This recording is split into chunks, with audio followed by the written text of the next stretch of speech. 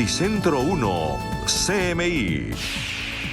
Buenas noches, bienvenidos a las noticias. Los siguientes son los 3 hechos más importantes de hoy en Colombia. El equipo económico del gobierno proyecta una inflación de 8,5% para el cierre de este año.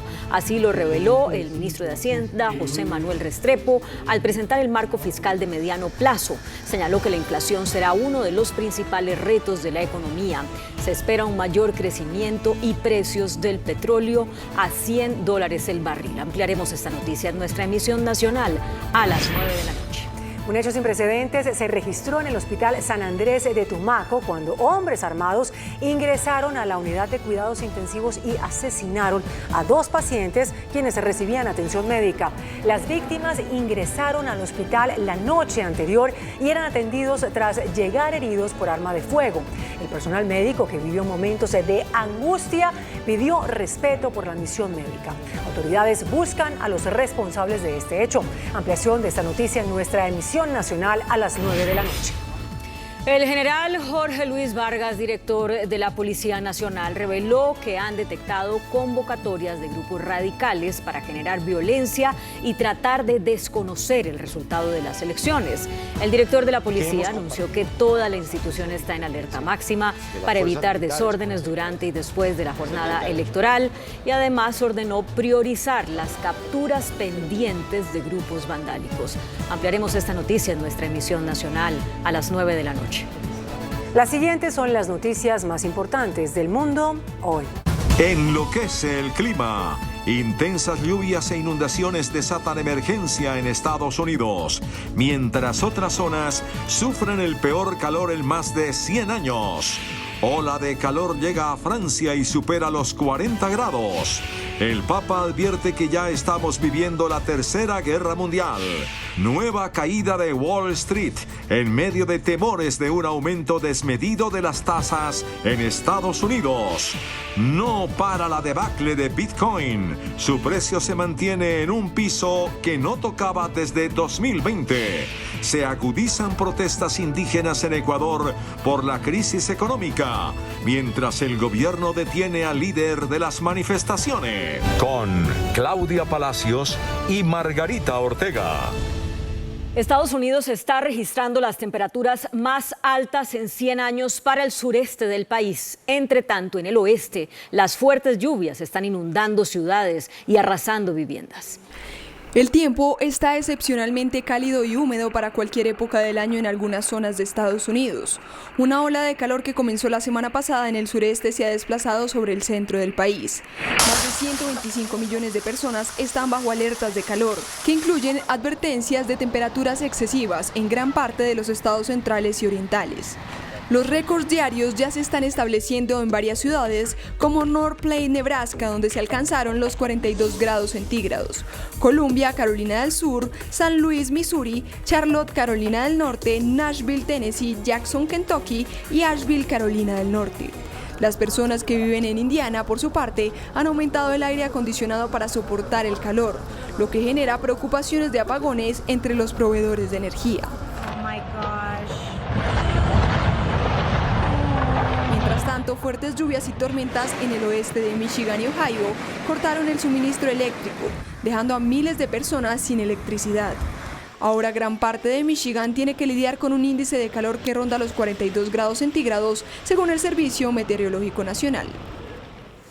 Y una ola de calor que pone en alerta a 11 comunidades en España por temperaturas extremas llega ahora al sur de Francia y ya elevó los termómetros por encima de los 40 grados. La ola de calor que vive el oeste de Europa y el norte de África es una de las más tempranas desde que existen registros, a la par de una reportada en el mes de junio de 1981. Este evento va más allá de España, ya que temperaturas elevadas alcanzan también a Francia, especialmente sobre el centro y sur del país. Ciudades como Toulouse tendrán una semana singularmente calurosa, con máximas por encima de los 37 grados centígrados, que podrían alcanzar los 40 grados hacia el viernes 17 de junio. París, la capital, tendrá una semana con temperaturas más moderadas, fuera de la ola de calor, pero podría tener un pico de 36 grados centígrados. Este fenómeno climático se produce después de que mayo fue el mes más caluroso que se ha registrado y con una creciente preocupación por la sequía y las restricciones de agua. El Papa Francisco aseguró que ya estamos viviendo la Tercera Guerra Mundial y que de alguna manera fue provocada o al menos no impedida. Según la transcripción de la conversación que mantuvo hace unos días con los directores de las revistas culturales europeas de la Compañía de Jesús, el Papa Francisco afirmó que en su opinión se ha declarado la Tercera Guerra Mundial. Hace unos años se me ocurrió decir que estábamos viviendo una tercera guerra mundial, en pedazos. Ahora, para mí, se ha declarado la Tercera Guerra Mundial. Y este es un aspecto que nos debe hacer reflexionar. ¿Qué le está pasando a la humanidad que ha tenido 3 guerras mundiales en un siglo? Afirmó que quizá de alguna manera fue provocada o no impedida.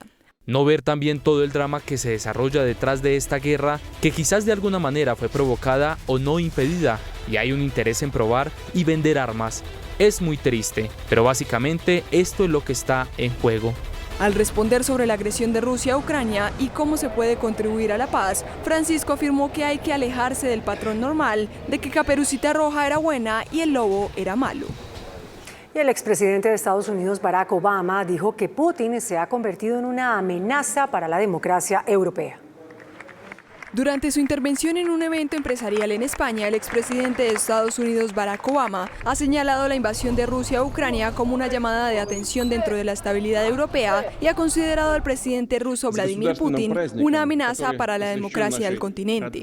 Obama, que ha recordado en su intervención la caída del muro de Berlín, la Guerra Civil Española y la Guerra Fría, ha valorado que ahora se goza de un espacio de paz y democracia, que con la invasión se intenta desestabilizar. Afirmó que lo que está haciendo Putin al imponerse así a un país pequeño es saltarse las normas democráticas.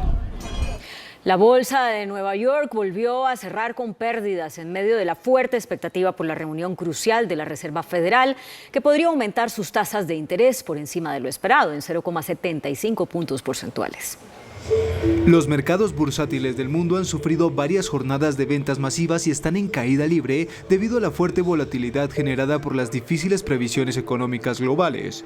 Y tras un nefasto arranque de semana, la bolsa de Nueva York cerró dispar en la jornada de hoy, marcada por la fuerte expectativa que genera la crucial reunión de política monetaria de la Reserva Federal, que podría aumentar sus tasas de interés por encima de lo esperado en 0,75 puntos porcentuales. El índice Dow Jones Industriales cedió 0,50% y el selectivo Standard & Poor's 500 0,38%, ambos con bajas por quinta jornada consecutiva. En tanto, el tecnológico Nasdaq se recuperó ligeramente tras la brutal caída del lunes con una ganancia del 0,18%. Muchos analistas aseguran que Wall Street ha entrado en un bear market, que en español se conoce como mercado bajista, y se declara cuando las acciones en conjunto pierden más del 20% de valor en bolsa respecto al nivel máximo más reciente. La debacle en los mercados mundiales obedece en gran medida al temor de los inversores a que se profundice una situación de recesión global y se acelere la inflación. El precio del Bitcoin cayó casi un 15% y se hundió por debajo de los $22,000, su punto más bajo en 18 meses en medio de reportes de fuga masiva de inversionistas. El Bitcoin y las criptodivisas siguen desplomándose y de hecho 2 de las mayores plataformas de monedas digitales del mundo tuvieron que restringir su actividad ante el colapso de este mercado, que en medio de un contexto de pánico por la inflación mundial disparada y la guerra en Ucrania, sigue perdiendo valor debido a que muchos inversionistas han decidido retirarse de los activos de riesgo como las criptomonedas. El Bitcoin, la moneda digital más valiosa del mundo, perdió un 15% en las últimas 24 horas, lo que la sitúa un 66% por debajo de su máximo histórico en noviembre del año pasado, cuando cotizaba en torno a los $69,000. Ahora el Bitcoin se sitúa por debajo de los $22,000, su nivel más bajo desde diciembre de 2020. Ether, la segunda criptomoneda digital más valiosa, se desplomó un 17% y ahora ha perdido alrededor del 75% de su valor desde noviembre. Los indígenas de Ecuador hicieron un llamado a radicalizar su paro indefinido después de que las autoridades arrestaran a uno de los líderes de las manifestaciones. El sector indígena más importante e histórico de Ecuador regresó a las calles para exigir al gobierno del presidente derechista Guillermo Lasso cumplir urgentemente con 10 demandas basadas en temas económicos y de derechos humanos. Liderados por Leonidas Issa, la Confederación de Nacionalidades Indígenas ha especificado que las bases campesinas permanecerán en paro indefinido, impidiendo el flujo del transporte en los principales puntos de conexión entre provincias hasta que Lasso responda a sus demandas. Sin embargo, la detención en la madrugada de Issa, principal promotor de la movilización, hizo que la organización hiciera un llamado a radicalizar la protesta, denunciando que su líder fue arrestado de forma irregular por las autoridades ecuatorianas. Mientras el gobierno informó que se estaban dando una serie de detenciones por actos vandálicos protagonizados en medio de la protesta nacional. La Casa Blanca salió al paso de rumores sobre el estado de salud del presidente Joe Biden y su posible incapacidad para buscar la reelección en 2024. La representante de Nueva York, Alexandria Ocasio-Cortez, aseguró que no se comprometerá a apoyar a Joe Biden en las elecciones presidenciales de 2024, afirmación que se suma a la creciente ansiedad en los círculos demócratas sobre la capacidad del presidente para postularse y ganar, luego de que la Casa Blanca confirmara las intenciones del mandatario de postularse para la reelección. La portavoz del gobierno descartó las preocupaciones de que la edad o la resistencia del presidente podrían representar un desafío para su candidatura a la reelección y dijo que el ritmo que lleva el mandatario es sinónimo de su ánimo y energía para dirigir el país.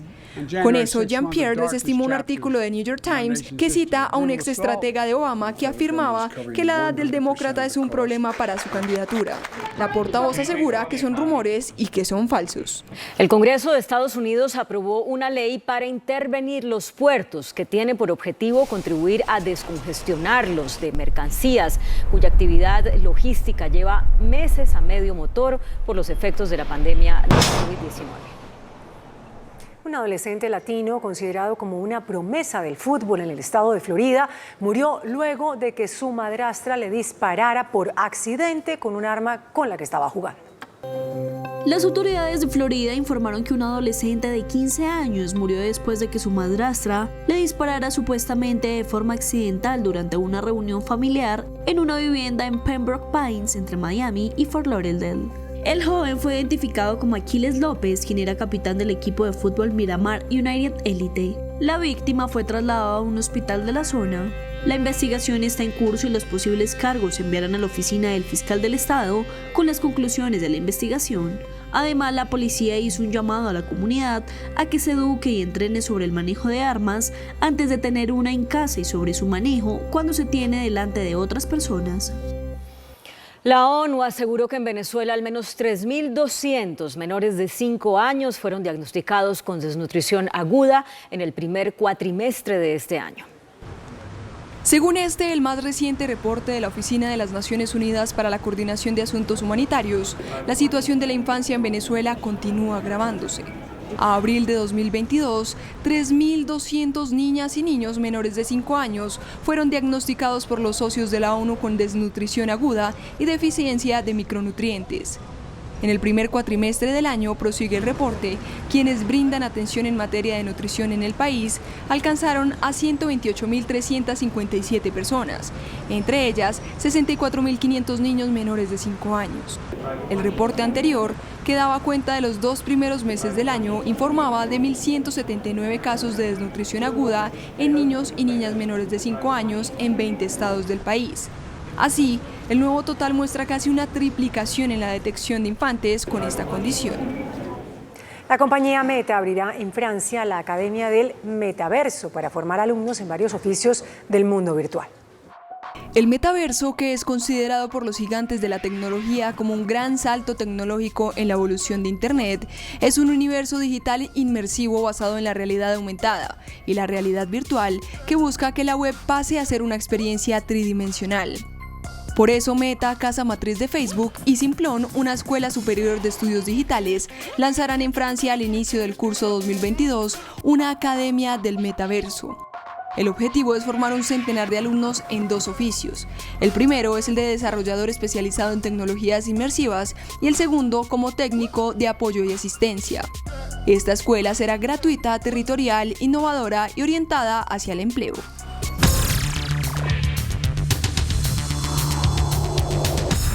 Muy buenas noches. Nuestro invitado de esta noche es el señor ministro del Trabajo, el doctor Ángel Custodio Cabrera. El ministro acaba de salir de una reunión con la gente de Azonal Judicial, el sindicato que reúne a todos los jueces, magistrados, fiscales, a todo el sector de justicia del país. Están amenazando con paro porque no cumple el gobierno, según dicen ellos, lo que firmó para cumplir. ¿Se llegó a algún acuerdo, ministro? Ministro, Yamí, muy buenas noches. Un cordial saludo a todos los televidentes que nos acompañan a esta hora. Hubo muy buenas conversaciones entre Azonal Judicial, delegados de la Fiscalía General de la Nación, y hoy prácticamente hay un muy buen acuerdo y se estará firmando ese acuerdo el próximo martes.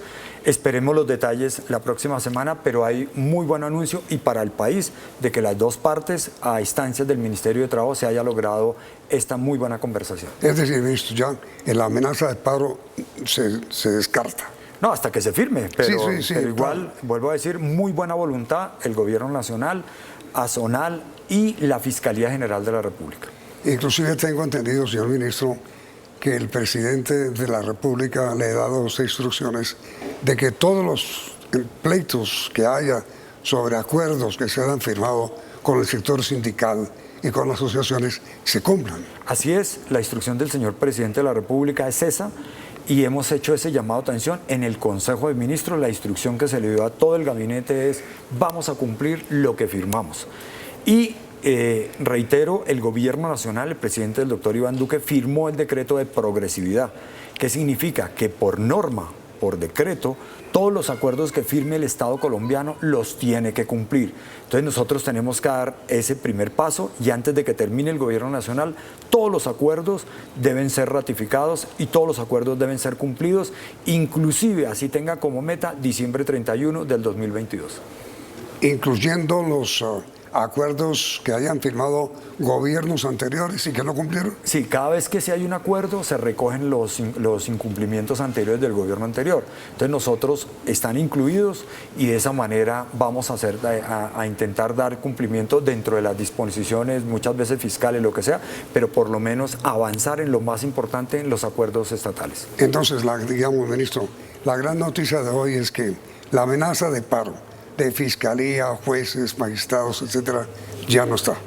Repito, buen augurio, buena en esa mesa de negociación toda la mañana con nuestra viceministra de Relaciones Laborales, la doctora Isis Andrea Muñoz, y de esa manera entonces se logra un muy buen acuerdo y espero que se firme y se inician las conversaciones para evitar cualquier otro tema que se nos avecine. Estupendo, ministro.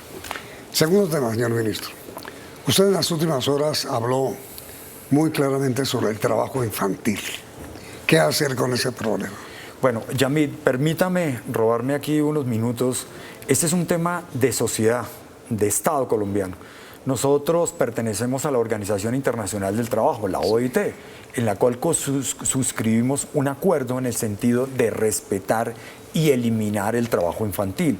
Nos habíamos hecho una agenda hasta el año 2025-2030. Con la pandemia esto se suspendió y sin embargo quiero hoy decirle aquí a la opinión pública el Gobierno Nacional cómo recibió la tasa de trabajo infantil en nuestro país. En el año 2018, cuando inició el gobierno, la tasa de trabajo infantil en Colombia era cercana al 7%.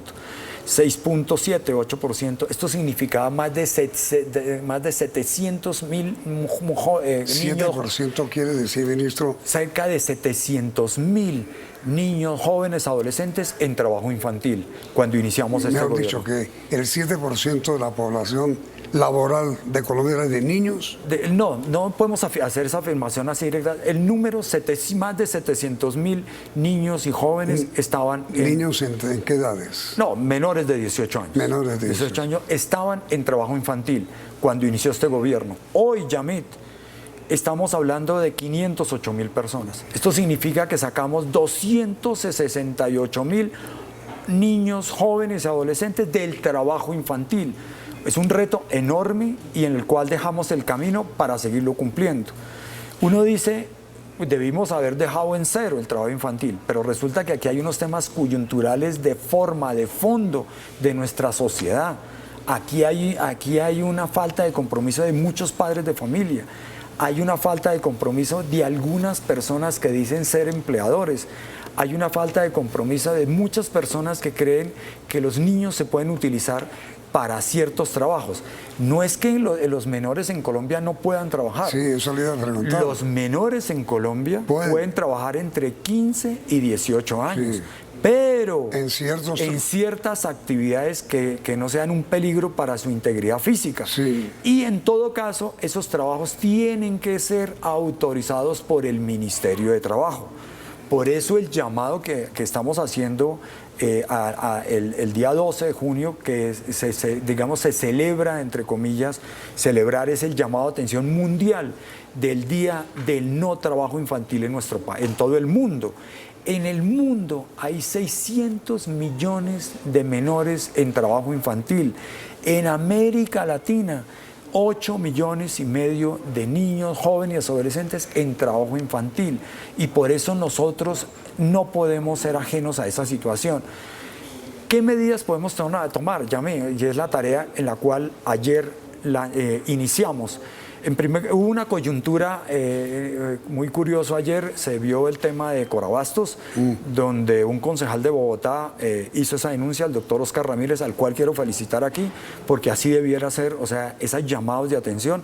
Hoy ya ocurrieron los operativos, el ICF está, la Policía de Menores de la Ofensa actuó y el Ministerio de Trabajo de igual manera. Me comuniqué con el gerente de Corabastos y lo invité a que firmáramos un pacto de no trabajo infantil en Corabastos. Él está dispuesto a hacerlo, lo vamos a construir y en los próximos días lo anunciaremos. ¿En qué puede conseguir un pacto de estos? En primer lugar, divulgar en todo lado que los menores no pueden estar en esas actividades. Deben estar en lo más sano que es, en un aula de clase. Y por eso el gobierno nacional ha venido implementando, en primer lugar, hoy la educación en Colombia es gratuita. O sea, usted puede preguntar si faltan cupos en una escuela o colegio y ahí están todos los cupos. Al contrario, ha habido, sobran. En algunos sectores de Colombia pueden faltar, pero en las grandes capitales no. Y de otro lado, acabamos con la ley de inversión social de crear la matrícula cero como política pública. Entonces nosotros, el gobierno del presidente Duque, termina el gobierno con la más alta inversión en educación pública en nuestro país. Entonces, la primera gran alternativa que tienen las familias es la educación. Vamos a entregar el gobierno con cerca de un 15% de la jornada única educativa en nuestro país. ¿Por qué le hablo esto de la jornada única educativa en nuestro país, Yamit? Porque la alternativa es el tiempo libre de niños y jóvenes. Tienen que estar ahí. ¿Cuál es el compromiso que adquirimos y en la reciente reunión de la OIT en Johannesburgo, en Durban exactamente? 3 elementos, Yamit. En primer lugar, seguir propiciando por el trabajo decente en nuestro país. Esto significa más formalidad, porque si una familia tiene su trabajo decente, formal, el trabajo infantil tiene que desaparecer. Segundo, seguir luchando y trabajando en el sector de la agricultura, que es en el sector en los cuales se siente que no hay, que todo el mundo sale a... No hay. Hemos trabajado con la Federación Nacional de Cafeteros, Yamit, a hacer esa tarea. Y hoy la Federación de Cafeteros con sus campesinos tiene muy claro qué hacen los niños en el campo colombiano. Ciertas formas no lo deben hacer, usted puede colaborar en su casa, pero bajo las condiciones normales. Lo que no puede ser es un instrumento laboral. De otro lado, nos comprometimos también a luchar y a conseguir mucha cooperación internacional. Hace mes y medio, Yamit, con el gobierno de Estados Unidos, que nos ha colaborado enormemente, suscribimos un acuerdo de $10 millones para combatir toda la violencia contra los niños, contra la forma de explotación sexual, con el trabajo infantil. Y aprovecho aquí para una cuña, el gobierno de Estados Unidos ha reconocido a Colombia y a nivel mundial de que somos los que hemos avanzado muy fuertemente en ese compromiso como política pública. Pero claro, cuando uno dice que tiene 500.000 niños, jóvenes, adolescentes, pues el reto es enorme y seguiremos avanzando, Yamit. Pero precisamente, señor ministro, en Noticiero CNI anoche divulgó las imágenes de niños en Corabastos, pues que cada uno tendrá un peso de 70 kilos cargando unos bultos que pesan mucho más que el mismo niño. Yo no sabía lo del acuerdo que usted llevó hoy con Corabastos, pero eso sí que es una gran conquista, porque no hay derecho, ministro, a estas imágenes que anoche transmitimos nosotros, de ver unos niños, menores de 12 años, con unas cargas en sus hombros, pues absolutamente terribles. Yami, esto nos obliga a avanzar mucho más. Ese fenómeno se presenta no solamente en Corabastos, en muchas plazas de mercado de Colombia. Claro. Aprovecho aquí este espacio, Yamit, porque voy a iniciar, primero que todo, creamos un grupo élite de inspectores de trabajo. Sí. Para trabajar conjuntamente con la Policía Nacional, con el Instituto Colombiano de Bienestar Familiar, con el Ministerio de Educación y con el Ministerio del Deporte. O sea, todas las alternativas del Estado colombiano. Y es que lo otro, ahí me escribía, ayer como anuncié esto, muchas personas me escribieron. ¿Y qué hacemos con familias que no tienen ingreso? La familia en este momento, y le doy, usted ya lo ha registrado, pero lo voy a recordar acá hoy, nosotros tenemos un programa que se llama Familias en Acción, Sí. que tiene una cobertura de 2.634.000 familias, que el compromiso para recibir esa ayuda del Estado colombiano es que el niño tiene que estar estudiando. En junio, en las próximas 2 semanas, el gobierno va a ampliar esa cobertura con 1 millón más de familias en acción. Esto terminamos a 3.634.000. ¿Y eso cuánto vale? No, ya está con presupuesto. El Ministerio de Acción de Hacienda nos dio visto libre y ya está anunciado, ya se está implementando. 1 millón más de familias. Qué bueno. Esto significa para esta tarea de rescatar mucho más jóvenes en ese sector. Entonces nosotros creemos que el compromiso que hemos adquirido internacionalmente de que esto se pueda cumplir en 1 o 2, 3 años, de eliminar por lo menos en una cifra totalmente cercana al 90%. Entonces yo creo que las acciones y lo que ha hecho este gobierno, este Ministerio de Trabajo, de lograr visualizar esa problemática y sacarla adelante. Ahora, señor ministro, el gran problema laboral que tiene Colombia, y usted bien lo sabe, es la informalidad. Hay muchos más trabajadores informales que formales. Hablemos sobre este tema, ministro, y la prima que viene inmediatamente después de comerciales.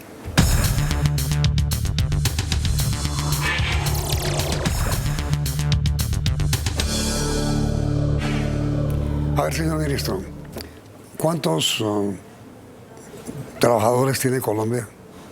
Bueno, en Colombia, digamos, la población... 20 millones. Más o menos 20 millones. Y hoy tenemos un dato muy importante, Yamit. En Colombia, de los cuales hoy tenemos una tasa del 10, 11%, 11.6% de tasa de desempleo, pero ahí incluye formales e informales. Sí, señor. Le voy a dar el siguiente dato y lo voy a repetir acá. Año 2019, o sea, antes de la pandemia, en Colombia había 9.800.000 trabajadores afiliados al sistema PILA. Es decir, formales. Formales, donde están independientes y dependientes. O sea, 9.800.000. En mayo del 2020, en plena pandemia, que ha sido la tasa de desempleo más alta del país, 21.4, se bajó a 9.100.000. Y hoy tenemos 10.400.000 afiliados formales, de los cuales 1.400.000 son independientes y 9 millones con un contrato de trabajo. Esto significa, Yamit, que la formalidad ya es mayor que la informalidad. No puede. Cuando arrancó el gobierno, nosotros teníamos el 51% de informalidad. Vamos a entregar el gobierno con 46% de informalidad. O sea, por eso los datos están ahí. Y hemos avanzado muchísimo y por eso es que hemos rescatado a los menores. Por eso recuperamos el empleo. Hoy todos los técnicos dicen que hemos recuperado más del 90%. Para mí, como ministro de Trabajo, hemos recuperado todos los empleos formales de este país, porque yo me guío por el PILA. Ahora necesitamos llegar a ese mercado informal Y nosotros hemos dejado todos los instrumentos. Hemos financiado la nómina, el subsidio a los jóvenes, entre jóvenes entre 18 y 28 años de edad, a las mujeres que me contraten. Estamos en los próximos días a entregar el reporte. Vamos en 370.000 subsidios, o sea, empleos nuevos este año, o sea, el gobierno subsidiando.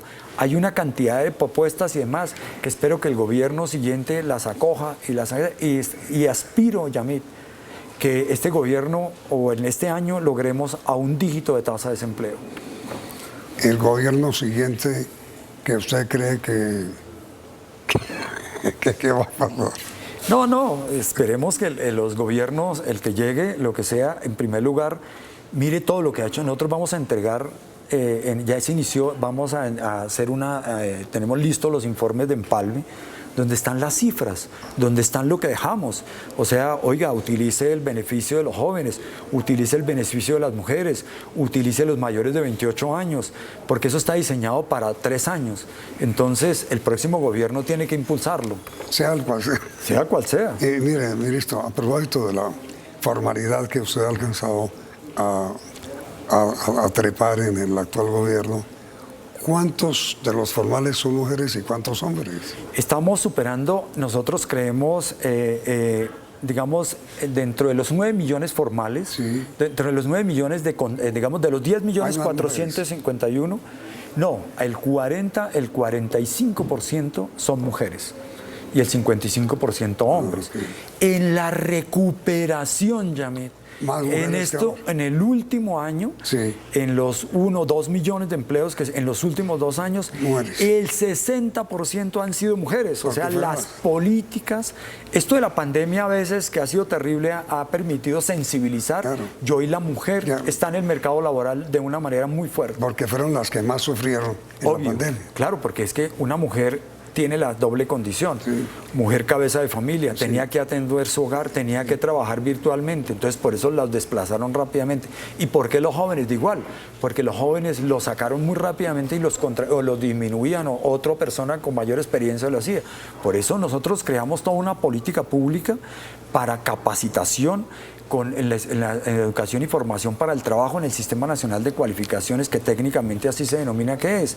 De aquí en adelante el SENA tiene que capacitar a la gente, es con lo que necesita el mercado laboral. No en cursos X, Y, Z, sino lo que requiere el mercado laboral.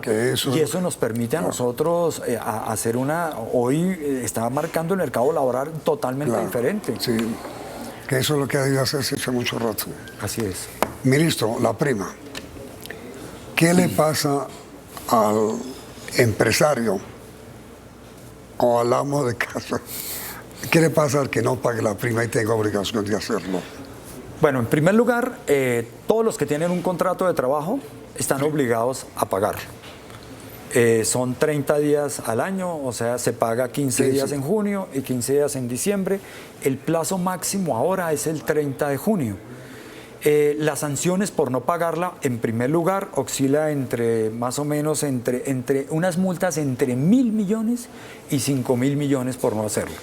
Por eso depende del empleador, por eso es muy importante este programa. Oiga, señor empleador, el chiquito, grande, todos paguen la prima. Incluye a las empleadas del servicio doméstico, proporcional a lo que usted le paga. Tengan o no tengan contrato. No, el servicio doméstico en general todas tienen que estar afiliadas, sí. Y entonces el llamado de atención a estas personas, paguen su prima, no se sometan a estas multas por parte del Ministerio de Trabajo, y por cada día de no pagarlo, en lugar de haber una sanción, puede incurrir inclusive en que por cada forma de pagar las prestaciones sociales en general, por cada día de no pago, es un día de un salario.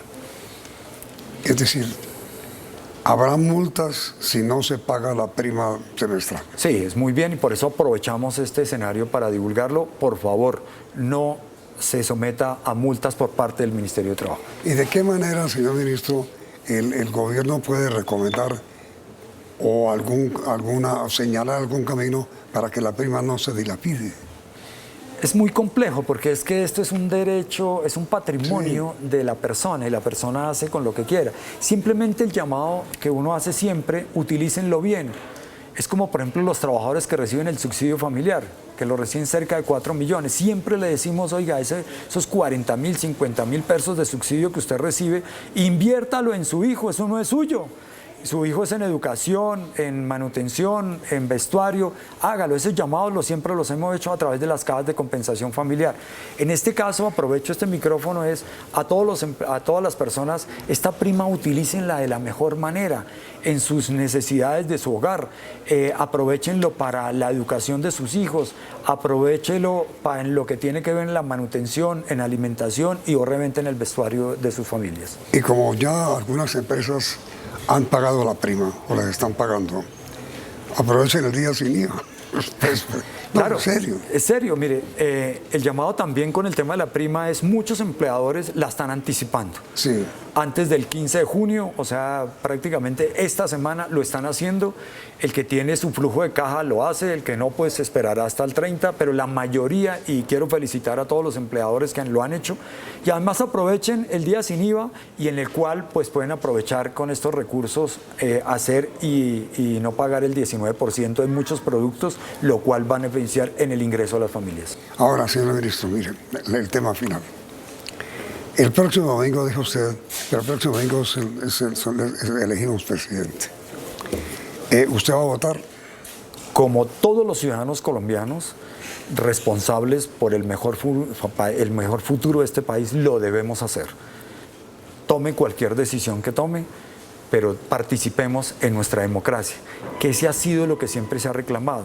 Usted sabe, Yamil, que yo he sido una persona elegido democráticamente, donde siempre le decía yo a los electores, tomen la mejor decisión, pero decidan el futuro de los colombianos, participen. No es bueno votar en blanco.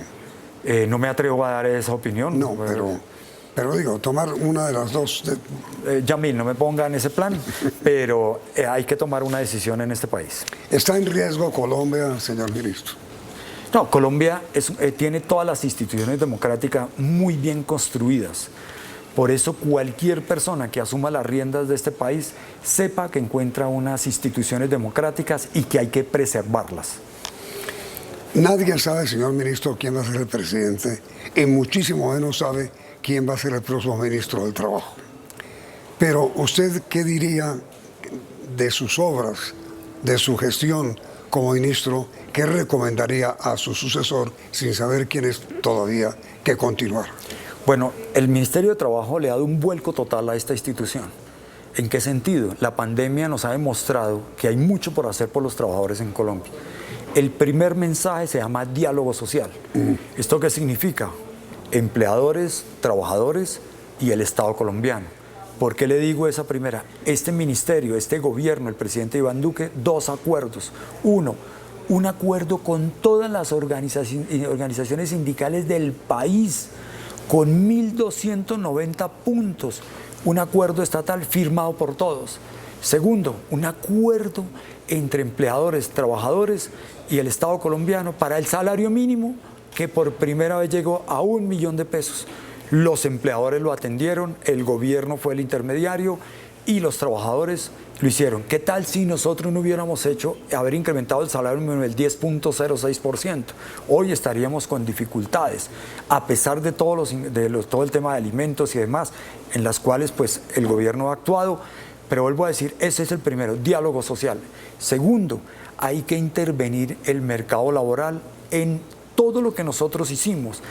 Dejamos todo un sistema nacional de cualificaciones, capacitación y formación para el trabajo. Inclusive certificación por competencias que usted no sabía, digamos, el SENA no le ha podido certificar, la universidad no le ha podido certificar, pero usted sabía hacer plomería o una actividad. Hoy el SENA le puede certificar. Eso se llama un programa que se llama Saber Hacer Vale. Esos programas son los que hoy van a cambiar. Tercero, algo muy importante. Cuando digo intervenir el mercado laboral, primero en la formación para el trabajo y segundo, en costos laborales que hay que seguir impulsando. O sea, los jóvenes, las mujeres, acompañando eso. Tercer o cuarto punto, premiar y trabajar con las empresas en la inclusión laboral en mujeres y otros sectores para que el mercado laboral corresponda a lo que es. Y yo creo que de esa manera, con esos puntos primordiales y lo otro, trabajar en la informalidad mucho más fuerte. Esto significa más inspección y vigilancia. Yo entrego el ministerio el próximo 19, entregamos 355 nuevos inspectores de trabajo. ¿Para qué? Para realizar esa inspección y vigilancia en todo el país, para que logremos mejores condiciones laborales. Yo creo que con esos 4 o 5 elementos le dejamos al gobierno nacional temas muy importantes. Señor ministro Ángel Custodio Cabrera, muchísimas gracias, es usted muy amable y le prometo que yo mismo le haré entrega personal a quien sea el próximo ministro del Trabajo de este programa para que sepa sus recomendaciones. Yamí, muy amable y como siempre este escenario ha sido muy importante apoyando lo que realizamos, pero lo más importante divulgando lo que hacemos. Muy amable usted, ministro. A usted, Yamí. Y a ustedes, televidentes, muchas gracias por la sintonía y están invitados a continuar aquí en Noticentro 1, CNE. Noticentro 1, CMI. Inflación este año será del 8.5%, prevé el ministro de Hacienda. Anuncia alza mensual en precios de la gasolina desde este mes. Crecimiento económico del país será de 6.5%. Gerente del Banco de la República expresa gran preocupación por lo que llama dramática alza de precios de alimentos. Aterrador ataque sicarial en Tumaco. Hombres ingresan a hospital y acribillan a 2 pacientes. Presidente Duque solo deja hambre y guerra, dicen 500 ONG. Gobierno responde y rechaza la afirmación. Nada más alejado de la realidad, sostiene. 71 líderes asesinados en el país en 4 meses, denuncia Defensoría del Pueblo. Intenso debate en el Senado por asesinato de indígena en Cauca. Gobernaré con humildad, dice Gustavo Petro. Rodolfo Hernández pide perdón por mención que hizo de la Virgen María. Cae consumo de carne en el país por alto precio. Día sin IVA. Se proyectan ventas por 10 billones de pesos. Mañana, Feria de Empleos. Ofrecerán 25,000 vacantes en Bogotá. Con Claudia Palacios y Margarita Ortega. Iniciamos nuestra segunda hora de noticias. El gobierno presentó las proyecciones económicas para lo que queda del año. El ministro de Hacienda, José Manuel Restrepo, indicó que la inflación llegará al 8,5% y que la economía crecerá 6,5% al término del 2022. Se trata del marco fiscal de mediano plazo que muestra la hoja de ruta en materia económica para el país, sus principales proyecciones y el estado de las finanzas públicas. La economía colombiana avanza en sus principales indicadores, pero la inflación sigue siendo el mayor riesgo para la sostenibilidad del crecimiento. Además, un indicador de alto impacto para el consumo de los hogares y actividades productivas. El equipo económico del gobierno proyecta una inflación para el cierre de este año de 8,5%, lo que significa un ajuste al alza frente a la estimación anterior de 4,3%. Los mayores costos de los bienes importados, en especial fertilizantes e insumos, han presionado al alza los productos básicos de la canasta familiar. Las actividades industriales y el comercio también se han visto afectados con la compra de materias primas. Una corrección gradual de los principales riesgos macroeconómicos en materia de desbalance externo y en materia de inflación, reconociendo que son desafíos sobre los cuales seguiremos trabajando y hay que seguir trabajando de aquí en adelante. Por el lado del crecimiento se mantienen las noticias positivas. Se ajustó la meta al alza y se espera 6,5%. El consumo de los hogares, la industria y el comercio seguirán jalonando la economía en 2022. Lo estamos viendo basado en varios hechos. Primero de ellos, un muy buen dinamismo de la rama del comercio, de la industria manufacturera y en general de las actividades artísticas, que se mantendrían en este año 2022, explicando en gran parte la revisión del crecimiento frente al marco fiscal de mediano plazo del 2021. Los precios del petróleo alcanzarán los $100 el barril, de acuerdo con las estimaciones del marco fiscal de mediano plazo. La situación de Rusia y Ucrania mantendrá la incertidumbre mundial, lo que presionará al alza la cotización. Se espera que los precios empiecen a reflejar en los índices de producción a una tasa esperada de 155,000 barriles por día. De la misma manera, con un componente parcial del beneficio en materia petrolera. Digo parcial porque, enhorabuena, además, la Ley de Inversión Social establece que buena parte de ese componente del mejor resultado en materia petrolera va a estar destinado a cubrir el componente de deuda pública y de esa manera a lograr ese ajuste más acelerado de las finanzas públicas del país. El ministro Restrepo resaltó el ajuste fiscal y señaló que se tienen los mejores resultados de los últimos 30 años. El déficit fiscal bajará a niveles de 5,6% como consecuencia de un mayor recaudo tributario y un ordenamiento del gasto. A ello se suma el ingreso de recursos por petróleo y la implementación de la Ley de Inversión Social. Será el ajuste fiscal más grande que ha mostrado Colombia en casi 30 años de su historia. 1.5 puntos porcentuales del Producto Interno Bruto de nuestro país. El ministro de Hacienda destacó el marco fiscal de mediano plazo al señalar que se dejó una economía líder en reactivación con un escenario fiscal sostenible centrado en la política social. El gobierno informó también que se definió el esquema de alzas de los combustibles para los próximos meses. El reajuste se hará mensual a partir de este mes. Después de varios análisis, el gobierno definió el esquema de alzas para los precios de la gasolina y el ACPM en el país. En 2022 se viene subsidiando parte de lo que representa la mayor cotización del petróleo en el mercado internacional. La situación ha generado déficit del Fondo de Estabilización de Precios de los Combustibles. El aumento empezaría desde este mes de forma gradual, niveles que determinará el Ministerio de Minas y Energía. Y es que los mayores ingresos corrientes, como ustedes lo saben, en razón constitucional de rentas de destinación específica, pues suponen una inflexibilidad histórica que tiene Colombia en su regulación por cuenta de esas rentas de destinación específica y de los gastos de seguridad social. En 2022 se saldan 14 billones de pesos. Para los años siguientes se requieren 19 billones en 2023, 8 billones de pesos en 2024 y llegar a 800.000 millones de pesos en el 2025. Será clave la administración del próximo gobierno.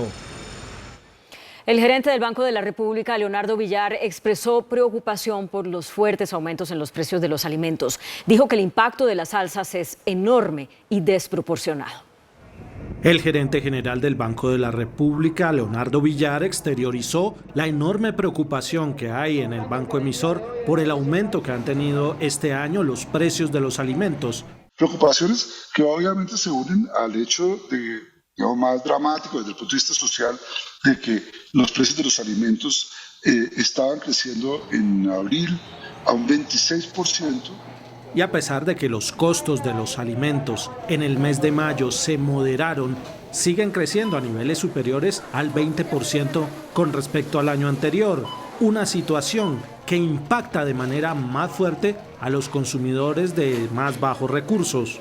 Un crecimiento que tiene un impacto muy fuerte sobre toda la población colombiana, pero de manera desproporcionada sobre las personas más vulnerables, que son los que tienen ingresos más bajos. De otro lado, el gerente del Banco de la República destacó el crecimiento económico que para este año el emisor ha estimado en 5%. El crecimiento más alto entre las economías medianas y grandes de América Latina y uno de los más grandes en el mundo. Según las proyecciones del Banco de la República, es posible que en el segundo semestre del año la economía se desacelere como efecto del aumento en las tasas de interés. En un grave hecho registrado en Tumaco, sicarios ingresaron al hospital de esa población nariñense y asesinaron a 2 pacientes que permanecían en unidades de cuidados intensivos.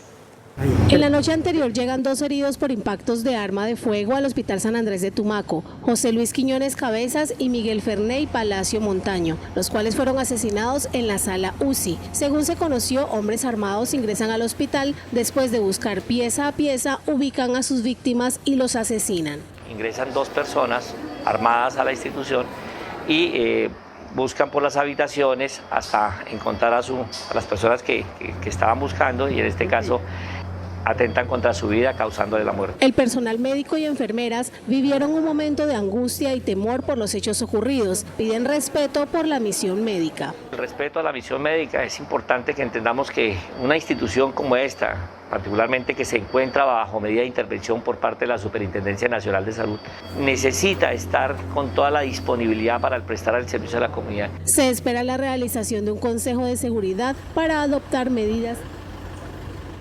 Hambre y guerra, ese es el legado del gobierno de Iván Duque para cerca de 500 organizaciones no gubernamentales defensoras de derechos humanos que presentaron un informe titulado El legado del aprendiz. Según las ONGs, Colombia vive hoy la crisis humanitaria más grande desde la firma del Acuerdo de Paz. Para la plataforma de defensores de derechos humanos, la crisis humanitaria que vive el país se genera tras la no implementación por parte del gobierno del presidente Duque del Acuerdo de Paz, hecho que propició la llegada de nuevas estructuras armadas que iniciaron una arremetida violenta contra quienes defienden la paz en los territorios. Llevó a 865 líderes sociales perdieran la vida durante este gobierno. Generando un genocidio vigente, continuado e impune sobre el liderazgo social en el país. Según las ONGs, esta crisis humanitaria generó además mayor desigualdad. Incremento de la pobreza y hambre de cerca de 13 millones de personas que no pueden darse el lujo de comer 3 veces al día. Además del hambre, es preocupante, según las ONGs de derechos humanos, el terror en que viven más de 320 municipios. El control de actores armados sobre cerca de la tercera parte de los municipios del país demanda que de manera urgente el próximo gobierno en los primeros 100 días trate de llegar a un acuerdo humanitario con todos los actores que ejercen control armado y terror sobre las comunidades. Este es el balance de 4 años de gobierno que hacen las organizaciones defensoras de derechos humanos. Y desde el Gobierno Nacional rechazaron el informe entregado por la plataforma de ONGs. El consejero para Derechos Humanos Jefferson Mena dijo que las cifras de muertes de líderes sociales y desplazamiento se han reducido en este gobierno. El consejero de Derechos Humanos Jefferson Mena respondió al informe de la plataforma de ONGs que entregó un balance sobre la gestión del gobierno del presidente Iván Duque. Mena se refirió a las cifras entregadas por esta plataforma en el tema de líderes sociales. Nada más alejado de la realidad. Los asesinatos de líderes sociales arrancaron desde el 2010, no desde el 2016, como dicen algunos informes, que quieren ocultar lo que sucedía anteriormente en el país. Y desde esta fecha, ahora tenemos la tasa más baja de homicidios de líderes sociales registradas en el país. En este mismo sentido, se refirió a las cifras entregadas por la plataforma sobre desplazamiento. En años anteriores hablábamos de cifras de desplazados que iban más allá del 1.400.000 víctimas. Hoy en Colombia estamos hablando de una cifra en lo que va corrido del año de 25.000 víctimas. Todavía es alto, todavía tenemos el problema, pero seguimos trabajando. La Defensoría del Pueblo indicó que durante los primeros 4 meses del año han sido asesinados 71 líderes sociales. Entre el 1 de enero y el 30 de abril fueron asesinadas 71 personas dedicadas a la defensa de los derechos humanos y el liderazgo social. Los homicidios ocurrieron en 51 municipios de 21 departamentos. Los que registraron más víctimas son Cauca con 11, Putumayo con 8, Arauca con 7 y Antioquia, Bolívar y Nariño con 5 casos cada uno. Repudiar y rechazar de manera enfática todos los asesinatos, todos los homicidios de los líderes, lideresas sociales y personas defensoras de derechos humanos. Entre las personas asesinadas hay 20 líderes de acción comunal y 13 líderes indígenas. El asesinato del líder indígena uribista Jesús Antonio Montaño desató hoy un debate en la plenaria del Senado. El Centro Democrático dijo que lo mataron las disidencias de las FARC porque no apoyaba a Gustavo Petro, y senadores del Pacto Histórico respondieron que ellos también rechazan ese crimen. El Centro Democrático pidió un minuto de silencio por el asesinato del líder indígena caucano Jesús Antonio Montano. Si me toca morir, muero por la verdad, no me da miedo morir. Dijo que las disidencias de las FARC están presionando a quien no vote por Gustavo Petro. Jesús Antonio hace pocos días denunciaba cómo las disidencias de las FARC estaban visitando a los campesinos del Cauca diciéndoles que tenían que votar por el candidato del Pacto Histórico, Gustavo Petro. Y aparece muerto unos días después por esas disidencias. Congresistas de la Alianza Verde rechazaron la insinuación de Paloma Valencia. Una acusación de suma gravedad como la que aquí se quiere dejar en esta plenaria, en el sentido de que hay una conexidad, de que hay una relación entre la campaña electoral de Gustavo Petro y Francia Márquez con el asesinato de un líder social como el que aquí se ha señalado. Ya es llegar como al colmo de las sutilezas y de la desesperación para poder desdibujar la imagen de un candidato. que el Pacto Histórico en bloque condenó el asesinato del líder uribista indígena. Nuestro repudio en nombre del Pacto Histórico íntegro. Nosotros condenamos por definición la acción violenta, el amedrentamiento, el silenciamiento de que es objeto del pueblo colombiano, cualquiera sea su expresión política, y mucho más cuando las personas elevan su voz en condición minoritaria. El expresidente Álvaro Uribe, quien viajó a Popayán a acompañar a la familia del líder indígena Jesús Antonio Montano, dijo que con ese crimen también se asesina la democracia. Hasta Popayán a ofrecer las condolencias a la familia del líder indígena asesinado viajó el expresidente Álvaro Uribe. Jesús Montano era un ejemplo de reivindicación eficaz, sin violencia, sin invasiones, sin bloqueos. Jesús inmoló su vida por defender su libertad. Siempre honró su derecho de minoría dentro de las mayorías indígenas. Así como asesinan la vida, también asesinan la democracia. Para el expresidente Uribe, el asesinato de Montano se da porque era seguidor de sus ideas. El candidato presidencial del Pacto Histórico, Gustavo Petro, aseguró esta noche en una amplia declaración transmitida por sus redes sociales que gobernará con humildad, que respetará la Constitución y las leyes y que no buscará reelegirse. En su declaración, Gustavo Petro dice que se ha preparado toda la vida para gobernar a Colombia. Como concejal, como alcalde, como senador, he dedicado mi carrera a esta lucha por la justicia social y en contra de la desigualdad y la corrupción. Lo he hecho desde la convicción de que merecemos un mejor presente y futuro para nuestras familias, de que nuestro país es grande y que podemos vivir felices y en paz aquí. Dice que como católico espera que Dios ilumine a los colombianos este domingo. Creo en la voluntad de Dios, quien sabrá guiarnos para elegir el camino correcto, el que favorece a todos y no a unos cuantos. Que respetuoso de las instituciones no buscará la reelección.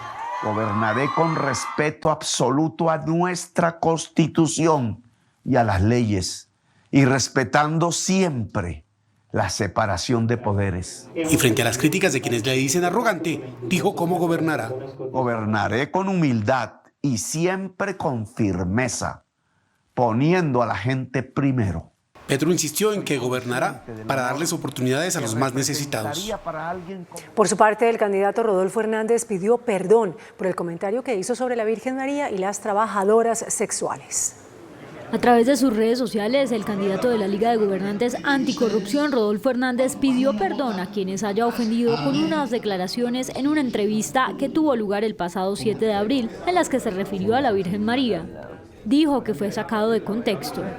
Yo quiero aprovechar para pedirle perdón a todos los colombianos por la imprudencia que cometí cuando puse a la Virgen, diciendo que yo invitaba a la Virgen y todas las personas que vivieran en el barrio, pero me sacaron de contexto. Los competidores todo me lo critican. Yo no quise decir eso. Lo que quise decir era que invitaba a la Virgen y a todas las personas que vivieran en el barrio o en la ciudad. Yo sé que ofendí a muchas personas, no fue mi intención. El candidato además reiteró que es católico. Yo soy un hombre católico, no seguramente practicante con la intensidad de otras personas a quien respeto en su culto. Acepto en mi corazón y en mi conciencia que me equivoqué. 1000 perdones. Hoy el candidato estuvo atendiendo espacios en redes sociales donde habló de sus temas de campaña e hizo aclaraciones sobre sus propuestas.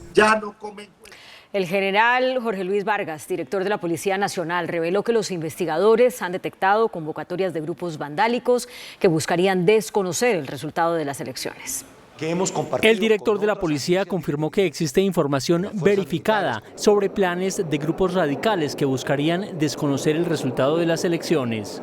Que han sido llamados a través de redes sociales, de perfiles apócrifos, de perfiles anónimos, en la red oscura y en la red profunda, en donde llaman a cometer actos violentos y desconocer los resultados electorales. Como medida preventiva, ordenó priorizar capturas que están pendientes desde los actos de vandalismo del año pasado. Esta semana se van a producir resultados muy importantes contra estas denominadas líneas, reitero, que no es manifestación pública y pacífica tal como lo dice la Constitución. Vamos a estar desplegados durante todo el fin de semana y el esfuerzo va a ser sostenido hasta que se conozcan los escrutinios definitivos de la jornada de elecciones del próximo domingo. Hasta la fecha han sido capturadas 267 personas por los hechos de vandalismo que ocurrieron el año pasado. La Fiscalía le imputó cargos a un grupo de policías y civiles quienes dispararon contra la población durante las protestas del paro nacional de 2021.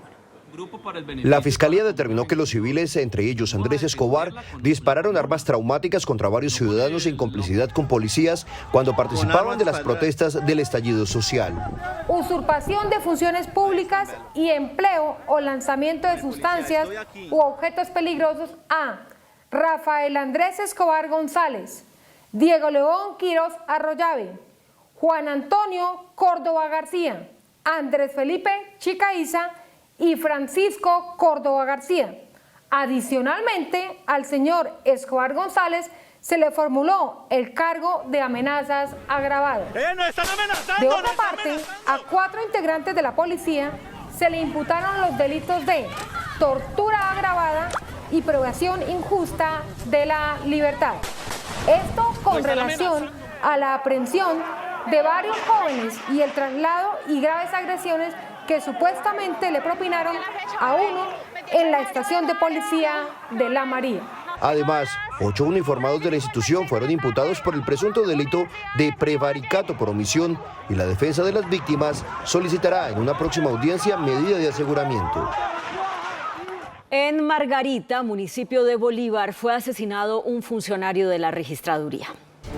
Se trata de Yair Molina, de 32 años, secretario del registrador Manuel Oliveros y quien en su momento fungía como registrador encargado del municipio de Margarita, sur de Bolívar, asesinado por sicarios en el municipio de San Fernando. Donde falleció un funcionario de la registraduría.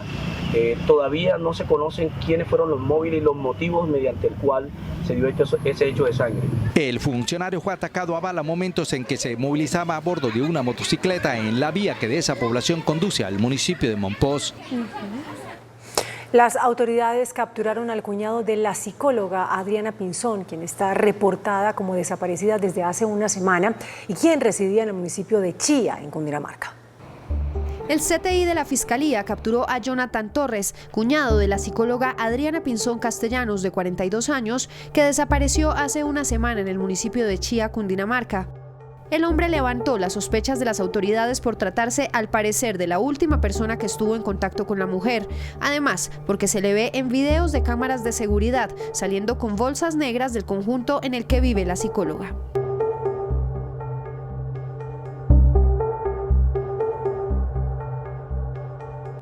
Es una mujer muy de casa, muy dedicada a su trabajo, muy dedicada a su familia. Por eso es que no es compatible esa ausencia en casa tanto tiempo y con lo que está pasando. Nos preocupa eso, no es compatible con sus hábitos de comportamiento. En las próximas horas se llevarán a cabo las audiencias de legalización de captura y solicitud de medida de aseguramiento. Operativos de la policía y de la alcaldía permitieron la recuperación de 20 menores de edad que eran explotados laboralmente en Corabastos. Se anunció un acuerdo para evitar el trabajo infantil.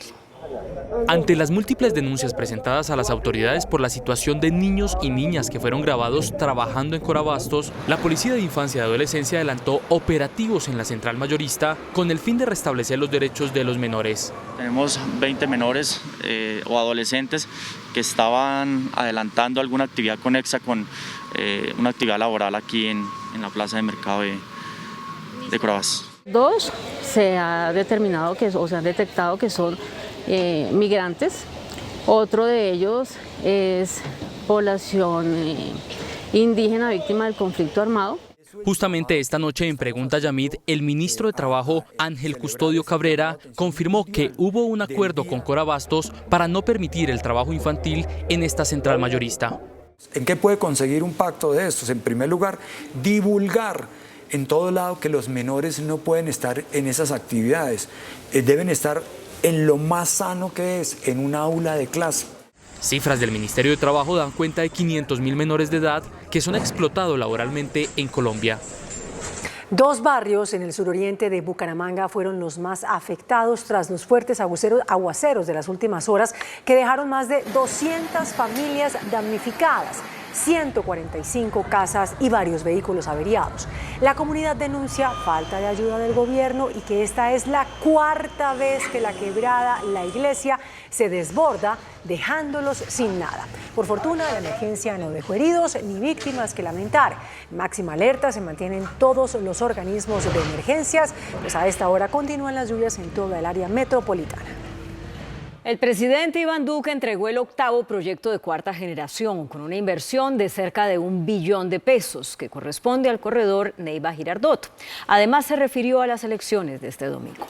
Son casi 200 kilómetros que tiene esta vía, 7 unidades funcionales, 44 puentes, son más de 603.000 beneficiarios. Durante su discurso, el jefe de Estado invitó a votar masivamente a los colombianos este domingo. Salgan informados, conozcan los programas que nosotros como gobierno nacional y sobre todo la fuerza pública de Colombia les va a garantizar el pleno ejercicio de los derechos y también harán respetar el veredicto del pueblo colombiano en las urnas. El presidente informó que se reunió con el ministro de Defensa y de Interior, la cúpula militar y la Policía de Colombia para ultimar detalles del Plan Democracia que despliega más de 320.000 miembros de la fuerza pública. Mucha atención, un juez ordenó esta noche la suspensión inmediata del plan de ordenamiento territorial decretado por la alcaldesa Claudia López en el mes de diciembre. La decisión se toma acogiendo una medida cautelar solicitada por el senador electo Miguel Uribe. La administración de Bogotá ya fue notificada de la decisión y anunció que apelará el fallo. El DANE reveló que los gastos mensuales de los hogares han aumentado, sin embargo, se redujo el consumo de alimentos como la carne. Según el DANE y su encuesta de calidad de vida, en un 4,1% se redujo el consumo de carne en el último año, parte por el alto precio de este alimento. La encuesta de calidad de vida también reveló cuáles han sido los gastos que más han subido y cuánto destinan los colombianos, como por ejemplo en salud, 96.000 pesos mensuales, transporte, 237.000 mensuales y en restaurantes, 231.000 pesos mensuales. Solamente el 26,89% de los hogares tuvo la posibilidad de destinar parte de su presupuesto a la comida por fuera del hogar. El gasto de los hogares, que en promedio era de 1.553.000 pesos mensuales, en el año 2020 aumentó a 1.741.000 pesos mensuales. Cora Abastos, la principal central de abastos del país, reporta incremento en el precio de frutas y hortalizas por causa de las lluvias, pero los tubérculos están a la baja. Los precios de algunas frutas y hortalizas han subido ante el invierno que no da tregua en el país. Ha tenido tendencia al alza el lulo los últimos días, también la cebolla cabezona y la cebolla junca que viene de Aquitania, y definitivamente las hortalizas de hojas, que son las que se han visto más afectadas por el factor climático, entre las que están la espinaca, la selga, la lechuga, el coliflor, el brócoli. Definitivamente el cilantro ha sido el más afectado. Otros productos como la papa y la yuca han bajado de precio. La papa estaba a 75.000 pesos, la variedad parda pastusa, hoy está a 65.000 pesos. La yuca estaba en 125, 120 y está en 115.000 pesos. Se mantiene el precio del arroz, la mazorca y las carnes. El presidente de FENALCO, Jaime Alberto Cabal, estima ventas por 10 billones de pesos para la segunda jornada del Día Sin IVA, programada para este viernes. El gobierno y el comercio tienen todo listo para lo que será la segunda jornada del año del Día Sin IVA este viernes. Se estiman ventas entre 9 y 10 billones de pesos, medida que aplica para el uso de tarjetas de crédito y pago en efectivo. Además del beneficio a productos sin IVA, se tendrá descuentos y ofertas adicionales. El 17 se muevan muchas compras para papá. y esas compras normalmente están muy marcadas en lo que es vestuario, calzado, accesorios, tecnología. Por su parte, el comercio electrónico espera ventas por 710.000 millones de pesos. Parte de tranquilidad sobre la preparación que se ha tomado el comercio electrónico en los diferentes eslabones de la cadena de valor que lo componen. Se mantienen las categorías de tecnología, electrodomésticos, vestuario, artículos deportivos e insumos en el agro. El gerente del Centro Nacional de Despacho de XM, Jaime Zapata, reportó un crecimiento en el nivel de los embalses para la generación de energía. El reporte de XM, operador del mercado energético del país, mostró un incremento en el nivel de embalses a lo largo del territorio nacional. Para el mes de mayo el volumen fue de 71,97%, lo que significó un alza de 8 puntos porcentuales. El aumento de las lluvias en gran parte del país, la razón principal. El mayor nivel de los embalses garantiza más generación de energía. Esta condición de embalsamiento se espera continúe hasta la segunda temporada de lluvias. Cabe anotar que la región Caribe fue la región de nuestro país que tuvo mayores aportes en mayo con respecto a su media histórica. Precisamente las regiones muestran un promedio por encima del 63%. Caribe, Antioquia y Valle con el mayor incremento, seguido de Centro y Oriente. Las tendencias se mantendrían en los próximos meses. La Agencia de Empleo de Colsubsidio realizará mañana una feria de empleo en la que se ofrecerán 25.000 vacantes en Bogotá. La directora de Productividad y Desarrollo Empresarial de Colsubsidio, Jimena Rodríguez, explicó cuáles serán los perfiles de las personas que llenarán las 25.000 vacantes que ofrecerá la Agencia de Empleo a partir de mañana. Si usted está cesante, está desempleado y tiene necesidad de vincularse en una empresa, si usted es auxiliar de información, si usted es cajero, si usted es auxiliar de ventas, está preparado para hacer parte de un call center, que son las vacantes que vamos a tener, simplemente tiene que ir a nuestras agencias de empleo físicas Colsubsidio, llevar su hoja de vida y ahí vamos a tener orientadores, psicólogos. Los aspirantes podrán postularse de manera presencial en las agencias de empleo de Colsubsidio sin costo ni intermediario.